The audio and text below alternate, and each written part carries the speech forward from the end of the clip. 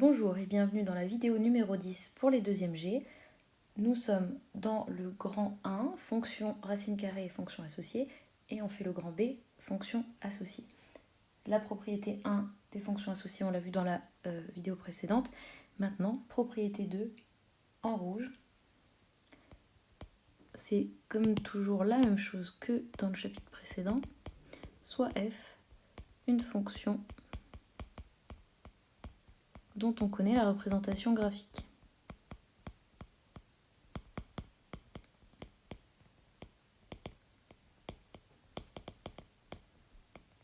Et soit G,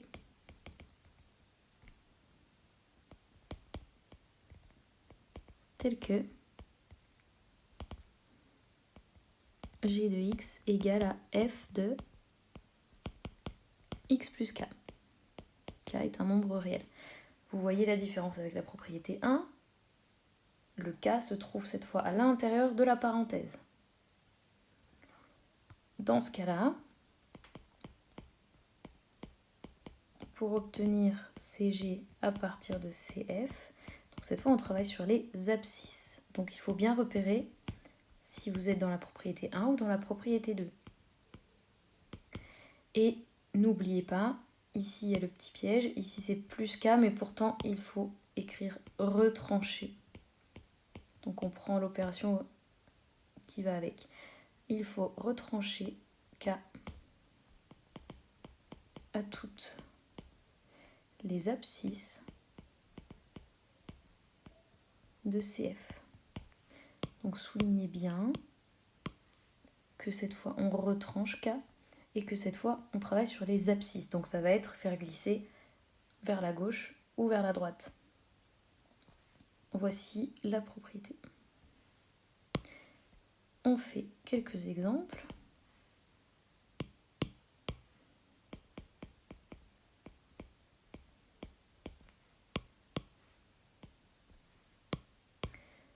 On va prendre f de x égale racine carrée de x, g de x égale racine carrée de x plus 3, h de x égale racine carrée de x moins 2. Je vais écrire comme dans la propriété. Donc ça en fait c'est f de x plus 3. Et ça c'est f de x moins 2 avec le x moins 2 à l'intérieur. Alors il ne me reste plus qu'à écrire mes phrases. Pour obtenir CG à partir de CF, il faut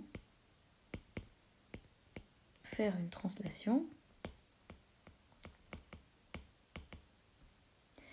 de, alors c'est 3 unités, d'accord, mais c'est 3 unités vers la gauche. Ne tombez pas dans ce piège.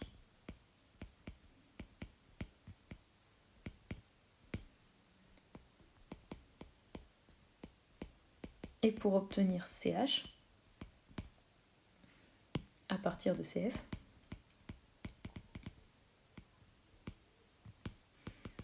il faut faire une translation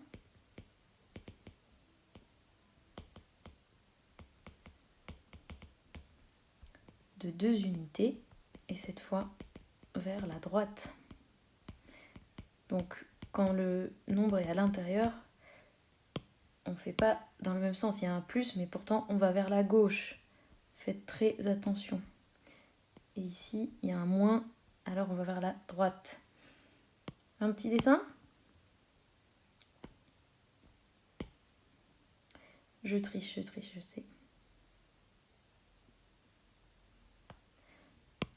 Alors, si je veux pouvoir faire translation vers la gauche, je vais rallonger mon axe ici.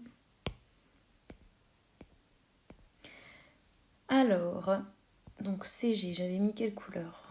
Bleu. Je dois faire 3 unités vers la gauche. Donc le point 0, 0 devient moins 3, 0.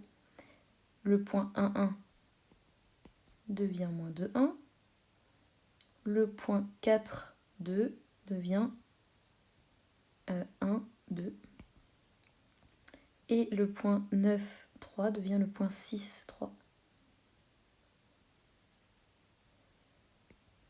Et on trace.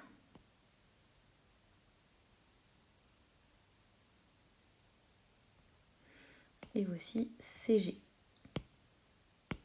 Et maintenant CH. Donc on fait une translation de 2 unités vers la droite cette fois. Donc le point 0, 0, 2 devient le point 2, 0. Le point 1, 1 devient le point 3, 1. Etc. etc.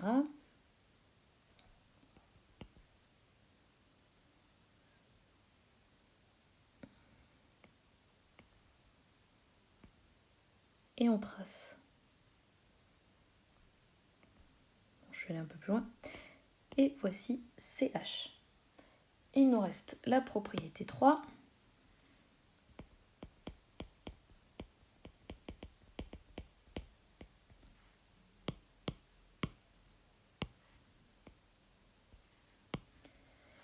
En rouge. Oh, décidément ce bouton. Soit f. Une fonction dont on connaît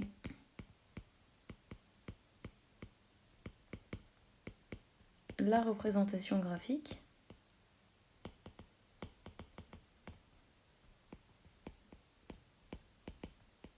et G tel que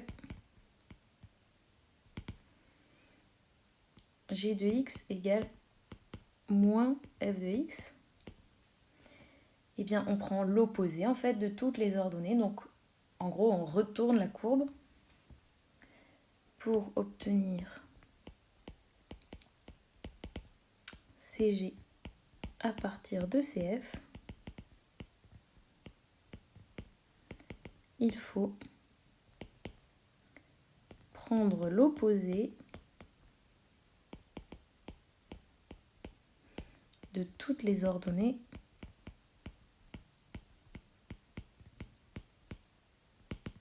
de CF. C'est-à-dire, donc je ne peux pas écrire je retourne la courbe parce que ça ne fait pas très mathématique, mais autrement dit, on prend le symétrique de CF par rapport à la droite au X, l'axe des abscisses. Voici la propriété 3. C'est la dernière. Donc il faut prendre l'opposé de toutes les ordonnées. On fait un exemple.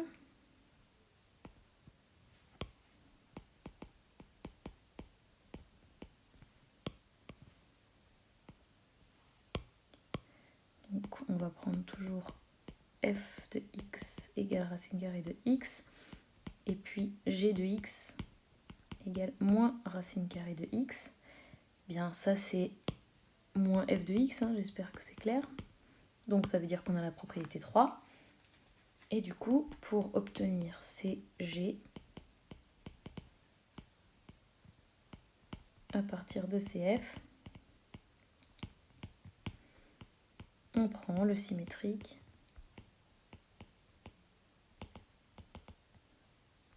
de CF par rapport à OX. Et on va tracer ça. Je reprends mon graphique précédent.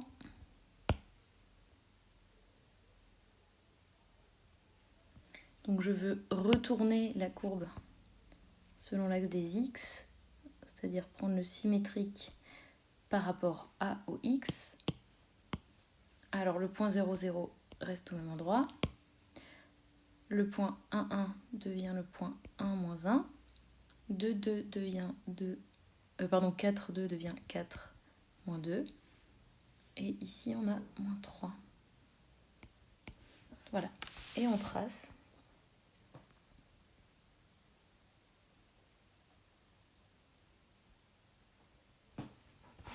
Voilà, ça c'est la courbe de la fonction g qui est symétrique par rapport à OX à CF. Voilà, on a terminé cette partie de théorie. Mettez un pouce bleu si vous avez tout compris.